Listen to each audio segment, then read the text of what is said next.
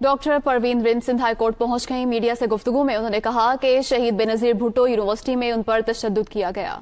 Hostel में बच्चियां खुदकुशी नहीं करती बल्कि लटकाया जाता है और रिश्वत भी ली जाती है।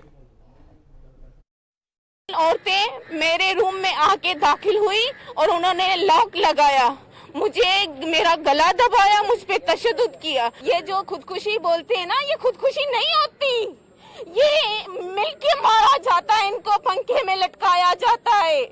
जब इनकी डिमांडें, इनकी मांग पूरी नहीं होती तो ये खुदकुशी का एक नाम देते हैं। हमें जो अपने पेरेंट्स पॉकेट मनी देते हैं, बेटा आप खुश रहें, आप खाएं पिएं, हम वो पॉकेट मनी हम इन दरिंदों को देते हैं, रिश्वत लेते हैं ये हमसे। शायद मैं नहीं भागती, मुझे भी यही नाम दिया जाता डॉक्टर परवीन ने खुदकुशी की, लेकिन खुदकुशी हम नहीं करते, हमें मारा जाता है, हम खुदकुशी नहीं करते।